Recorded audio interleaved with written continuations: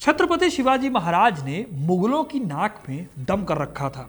पूरे भारत में हिंदवी स्वराज की अलख जगाने वाले मराठों ने अपने शौर्य, छापामार युद्ध की तकनीक के बल पर दिल्ली तक पर कब्जा कर लिया था। लेकिन एक और युद्ध क्षेत्र ऐसा था जहां मराठों ने न केवल मुगल बल्कि अंग्रेज और पुर्तगालियों को लगातार हराया। मराठे इस क्षेत्र में कभी हारे नहीं और सभी को उनकी ताकत के सामने सिर झुकाना पड़ा।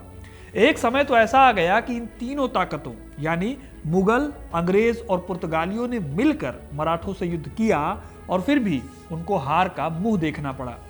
देखिए, भारत में शुरू से ही विदेशी ताकतें हमला करती रही हैं। सिकंदर के जमाने से लेकर चंगेज खान, तैमूर लंग और बाबर तक तमाम विदेशी हमलावर अपनी बड़ी बड़ी सेनाएं लेकर भारत में घुस आते थे। पानीपत से लेकर हल्दी घाटी तक तमाम ऐसे युद्ध हुए हैं जहां बड़ी बड़ी लड़ाइयां हुई हैं।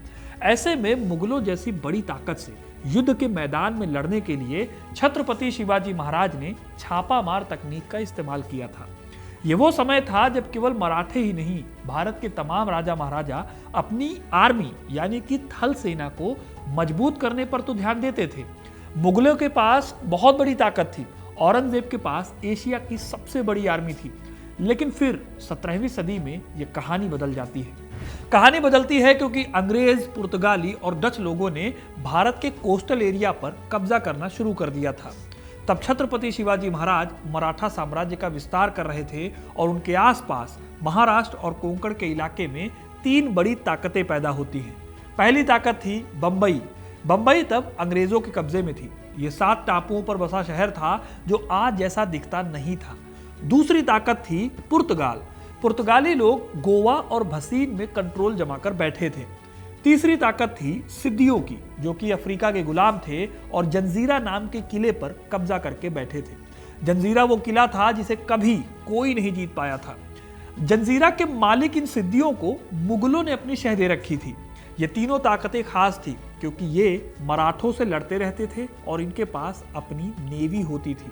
इस नेवी के दम पर ये सभी अपने शासन की सुरक्षा तो करते ही थे, साथ ही साथ इस नेवी के बदले उन्हें ट्रेड करने में भी काफी सहूलियत होती थी। सिद्दी हो या पुर्तगाल या फिर ब्रिटिश, ये सभी अपनी नेवी पर बहुत डिपेंडेंट थे क्योंकि उनका व्यापार इस नेवी की बदौलत चलता था। यही सब देखकर शिवाजी महाराज ने अपनी खुद की नेवी बनाने की ठानी। उन्हें पता था कि मराठों को अगर सेफ रखना है और अपने आसपास के दुश्मनों से अगर बचे रहना है तो सिर्फ थल सेना से काम नहीं चलेगा। उसके लिए एक प्रॉपर प्रोफेशनल नेवी की जरूरत होगी। इसलिए उन्होंने नेवी बनाने पर खूब जोर दिया और ये नेवी इतनी ताकतवर और इतनी प्रोफेशनल बनी कि उन्हें आज भी देश की नेवी का फाउंडर माना जाता है। आज मैं आपको इस वीडियो में मराठा नेवी से रूबरू कराऊंगा। कैसी थी मराठों की नेवी, ये काम कैसे करती थी और कैसे इसने मदद की मराठों को भारत की एक बड़ी ताकत बनने में। ये सब जानेंगे वीडियो में, तो वीडियो को अंत तक जरूर देखिएगा क्योंकि अपना इतिहास नहीं जानोगे तो खुद को कैसे पहचानोगे। दोस्तों, रनिंग के लिए, फिट रहने के लिए अगर आप शूज देखना चाहते हैं तो शॉप नाउ पर क्लिक करके आप इन शूज को ट्राई कर सकते हैं जो कि काफी कंफर्टेबल है। इतिहासकार जादूनाथ सरकार कहते हैं कि छत्रपति शिवाजी महाराज की जन्मजात राजनीतिक प्रतिभा का सबसे स्पष्ट प्रमाण उनकी नौसेना और नौसैनिक अड्डों की स्थापना है। वैसे दोस्तों, जादूनाथ सरकार ने कुछ गलत कहा नहीं था। नेवी बनाने के लिए शिवाजी ने एक ट्रिक का इस्तेमाल किया था और ये किस्सा बहुत इंटरेस्टिंग है। पुर्तगालियों को अपने जहाज़ों की क्वालिटी के लिए जाना जाता था। शिवाजी ने इसीलिए पुर्तगालियों को जहाज़ बनाने के लिए भारत बुलाया। लेकिन फिर उन्हें लगा कि भारत के जो पुर्तगाली अफसर हैं जो गोवा में बैठे हुए हैं, उनको उनके जहाज़ों से दिक्कत हो सकती है। इसीलिए उन्होंने पुर्तगाली इंजीनियरों के साथ इंडिया के कुछ ट्रेंड लोगों को लगाया ताकि पुर्तगालियों को काम करते देख वो भी अपना काम सीख सके। फिर शिवाजी महाराज ने जब देखा कि अब उनके लोग भी जहाज को बना सकते हैं तो उन्होंने आधे में ही काम को रुकवा दिया। फिर मराठों के ट्रेंड कारीगरों ने जहाज़ों को बनाया और इस तरह से बनती है मराठा मॉडर्न नेवी। शिवाजी महाराज की इस नेवी की सबसे पहले कमान दी गई मायनाक भंडारी को। इंटरेस्टिंग बात यह है दोस्तों कि मराठा नेवी अपने आप में बहुत प्रोफेशनल थी। इसका स्ट्रक्चर और इसके बेड़े अलग अलग कैटेगरीज में बटे हुए थे। मतलब ये कि हर सिचुएशन में इस्तेमाल करने के लिए अलग अलग जहाज हुआ करते थे। एग्जाम्पल के लिए मराठा बेड़ों को शिवाजी महाराज ने 4 बड़ी कैटेगरीज में बांटा था। पहले थे गुराब। गुराब बहुत बड़े और ताकतवर जहाज थे जिन्हें समुद्र में होने वाली लड़ाई के लिए इस्तेमाल किया जाता था। ये जहाज लकड़ी के बने होते थे और इन पर तोपें लगी होती थी। इन्हें दुश्मनों से लड़ाई करने के लिए खास तौर पर बनाया गया था। इसके बाद आता है दूसरा जहाज, जिसे गालबात कहते हैं। ये जहाज गुराब की तुलना में थोड़े छोटे होते थे, लेकिन इन्हें भी जंग में ही इस्तेमाल किया जाता था। इनकी स्पीड ज़्यादा होती थी और इन्हें खास तौर पर दुश्मनों का पीछा करने या फिर उन पर अचानक अटैक करने के लिए इस्तेमाल किया जाता था। तीसरी कैटेगरी में गश्ती करने वाले और छोटी मोटी लड़ाई लड़ने के लिए इस्तेमाल होने वाले जहाज आते थे। इन जहाज़ों का नाम भी होता था। इन जहाज़ों को टारगोट कहा जाता था। वहीं पाल, ये चौथे जहाज होते थे जो बड़ी बड़ी फ्लीट की तरह होते थे, जिन्हें लंबी दूरी की समुद्री यात्रा और व्यापार के लिए इस्तेमाल किया जाता था। मराठा जहाज़ों की खासियत दोस्तों ये थी कि यूरोपियन जहाज़ों के कंपैरिजन में इनके जहाज़ थोड़े छोटे होते थे और इनका जो निचला हिस्सा होता था वो ज़्यादा फ्लैट होता था। अपनी इसी खासियत की वजह से वो कोस्ट के बहुत करीब पहुंचकर अटैक कर सकते थे। वहीं दूसरी तरफ जो यूरोपियन जहाज़ थे उनके लिए ऐसा कर पाना पॉसिबल नहीं होता था, क्योंकि ये जो जहाज़ थे बड़े होते थे और इनका निचला हिस्सा उतना फ्लैट नहीं होता था कि ये कोस्ट के बिल्कुल करीब जा पाए। इसीलिए एक अंग्रेज ने लंदन में एक चिट्ठी लिखकर बताया था कि उनके जहाज यानी मराठों के जहाज वहां जा सकते हैं जहां हम यानी कि यूरोपियंस नहीं जा सकते। अब आइए कुछ और खासियतों की बात करते हैं। शिवाजी महाराज ने अपनी नौसेना यानी नेवी 30 से 40 जहाजों के साथ शुरू की थी। जल्दी ही ये नंबर बढ़कर 200 के पार चला गया। ये मराठों के लिए एक बहुत बड़ी ताकत थी जिसने मराठों को कई जंगों को जीतने में मदद की। जैसे कि एग्जाम्पल के तौर पर साल 1664 में मराठों और मुगलों की भिड़ंत हुई। इस लड़ाई में नौसेना का बहुत इंपॉर्टेंट रोल था। लड़ाई के दौरान मुगलों का एक जंगी बेड़ा सूरत की ओर रवाना हुआ, लेकिन मराठा नेवी ने उसे 5 दिनों तक समुद्र में ही रोके रखा। इसकी वजह से मराठाओं ने इस युद्ध को आसानी से जीत लिया।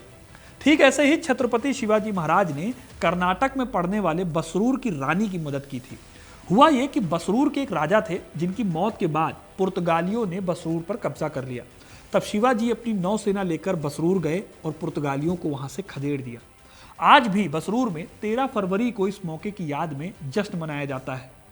फिर 1679 में शिवाजी की मृत्यु के बाद जब संभाजी छत्रपति बने तो उन्होंने भी मराठा नौसेना की कमान संभाली। संभाजी की नजर जंजीरा के किले पर थी जहां पर सिद्दियों का कब्जा था। हालांकि संभाजी इस काम में कामयाब नहीं हुए, लेकिन उन्होंने मराठों के लिए कई किले बनवाए जिससे कि मराठा ताकत और भी ज्यादा बढ़ी। फिर संभाजी की मृत्यु के बाद मराठा नौसेना को दिशा देने का काम किया कान्होजी आंग्रे ने। कान्होजी आंग्रे को इंडिया के सबसे लेजेंडरी नेवल कमांडर्स में से एक माना जाता है। आंग्रे का जन्म 1668 में कोंकण तट पर हुआ था। इनका पूरा बचपन बीता था समुद्र के किनारे। यही वजह है कि इन्हें समुद्र का अच्छा खासा ज्ञान था। हरनाई आंग्रे का जन्म स्थान माना जाता है और इसका स्थान ऐतिहासिक दृष्टि से बहुत महत्वपूर्ण है। हरनाई में ही आंग्रे ने नौसैन्य कला को निखारा था। उनका जन्म रत्नागिरी तट के कोली गांव के लोगों के बीच में हुआ था, जो अपनी नावों और देसी नावों के साथ सदियों से समुद्र में काम करते थे। इसी वजह से कान्होजी आंग्रे शिवाजी की नौसेना के लिए सबसे ज्यादा सुटेबल भर्ती थे और अपने इसी नॉलेज का इस्तेमाल करके उन्होंने अंग्रेज, पुर्तगालियों और सिद्दी को तो हराया ही हराया, साथ ही साथ वो जाने जाते थे दुश्मनों के जहाज़ों पर कब्जा करने के लिए। कान्होजी आंग्रे की लीडरशिप के चलते ही मराठा नेवी उस दौर की सबसे ताकतवर नेवी थी। उनके बारे में एक किस्सा बहुत मशहूर है। कहा जाता है कि एक बार उन्होंने मुंबई से सिर्फ 2 मील दूर यानी दुश्मन की नाक के नीचे से एक अंग्रेजी जहाज को कब्जे में ले लिया। क्योंकि इस जहाज में एक ब्रिटिश गवर्नर की पत्नी भी थी, इसलिए अंग्रेजों ने आंग्रे को यानी मराठों को बहुत बड़ी कीमत देकर अपने जहाज को छुड़वाया था। यही नहीं, उनकी नेवी इतनी ताकतवर थी कि इन्होंने इसके दम पर लंबे टाइम तक मुंबई शहर का घेराव कर दिया था। इस घेराव के चलते अंग्रेजों को बहुत नुकसान हुआ। आखिर में अंग्रेज मराठों को एक अच्छी खासी रकम देने पर मजबूर हुए। कहा जाता है कि आंग्रे की वजह से ब्रिटिश ईस्ट इंडिया कंपनी को हर साल 50,000 पाउंड का नुकसान अलग से होता था। जो नुकसान हो रहा है उससे अलग। आंग्रे की बढ़ती शक्ति से परेशान होकर अंग्रेजों, पुर्तगालियों और सिद्दियों ने एक साथ मिलकर उन पर अटैक किया। 3 विदेशी ताकतों की विशाल सेना का सामना नौसेना, मराठा नौसेना ने अकेले किया। खंडेरी के युद्ध के नाम से मशहूर इस लड़ाई में तीनों को धूल चटा दी गई। इतिहासकार मानते हैं कि समुद्र में उनकी स्ट्रेटेजी शिवाजी की जमीन पर बनाई गई स्ट्रेटेजी से मिलती जुलती थी, यानी कि सरप्राइज करना और चुपके से अटैक कर देना।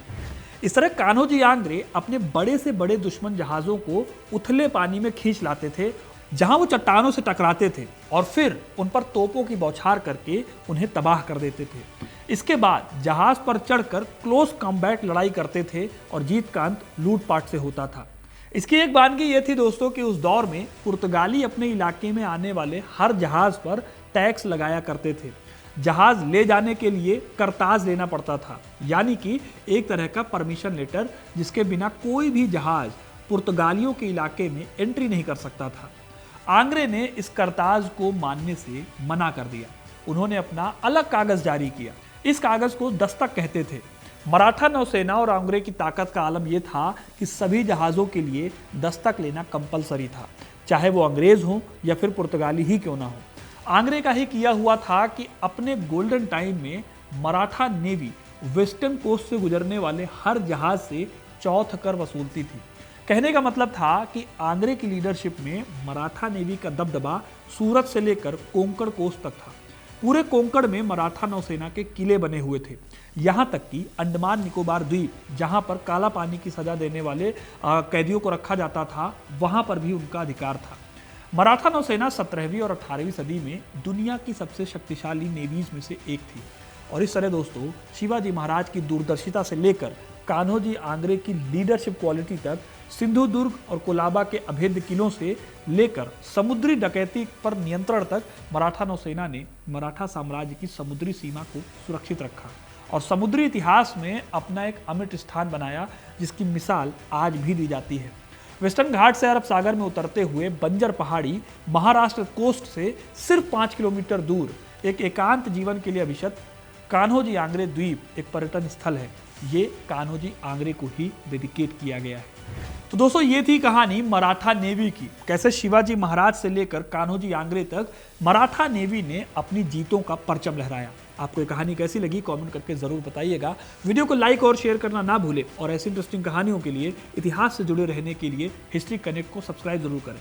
और हाँ, हिस्ट्री कनेक्ट अब व्हाट्सएप और टेलीग्राम पर भी अवेलेबल है। आप चाहें तो QR कोड को स्कैन करके हमसे जुड़ सकते हैं या फिर लिंक आपको डिस्क्रिप्शन में मिल जाएगा, जहां पर हम हिस्ट्री से जुड़े हुए फैक्ट्स और अपनी आने वाली वीडियोस के बारे में अपडेट्स आपको देते हैं। तो तब तक के लिए हिस्ट्री कनेक्ट को सब्सक्राइब जरूर कीजिएगा। बहुत बहुत धन्यवाद।